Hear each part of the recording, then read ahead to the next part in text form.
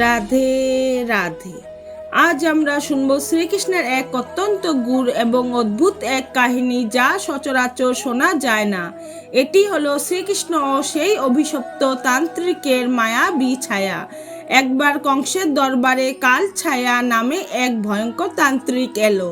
তার এক অদ্ভুত ক্ষমতা ছিল, সে নিজের সামনে আসতো না, বরং তার মায়াবী ছায়া পাঠিয়ে শত্রুকে গলা টিপে মেরে ফেলতো। সে বৃন্দাবনে যমুনা তীরে লুকিয়ে থেকে নিজের ছায়াকে পাঠালো শ্রীকৃষ্ণকে আক্রমণ করতে।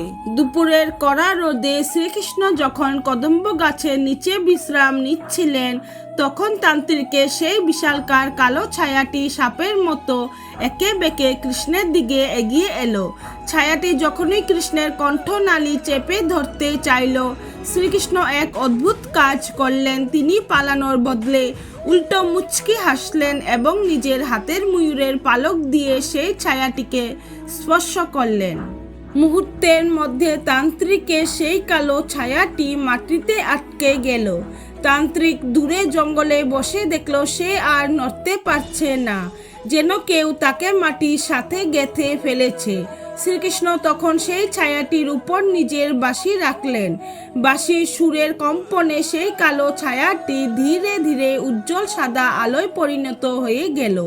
তান্ত্রিক চিৎকার করে দম্ভ ভরে বলল, আমার ছায়া ফিরিয়ে দাও, ওটা ছাড়া আমি বাঁচব না।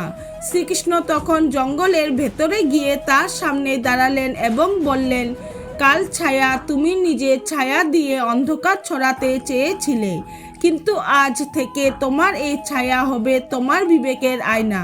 তুমি যতক্ষণ মন্দ কাজ করবে, তোমার এই ছায়া তোমাকে দহন করবে, আর যখন তুমি ভালো কাজ করবে, এই ছায়াই তোমাকে শীতল করবে। এই কাহিনী আমাদের শেখায় যে আমাদের জীবনের খারাপ কাজগুলো হলো সেই কালো ছায়ার মতো, যা আমাদের অজান্তেই আমাদের পিছু নেয়। আমরা যতই অন্যের ক্ষতি করা ষড়যন্ত্র করি না কেন, সেই ষড়যন্ত্রের ছায়া একদিন আমাদের নিজেদেরই বন্দি করে ফেলে। অহংকার জ্ঞানকে অন্ধ করে আর বিনয় জ্ঞানকে আলোকিত করে। তান্ত্রিক তার ক্ষমতা দম্ভে অন্ধ ছিল বলেই নিজের ছায়ার কাছেই হেরে গেল। যদি আমরা আমাদের মনকে কৃষ্ণের সুরের মতো পবিত্র রাখি, তবে কোনো অন্ধকার ছায়া আমাদের স্পর্শ করতে পারবেন না। রাধে রাধে।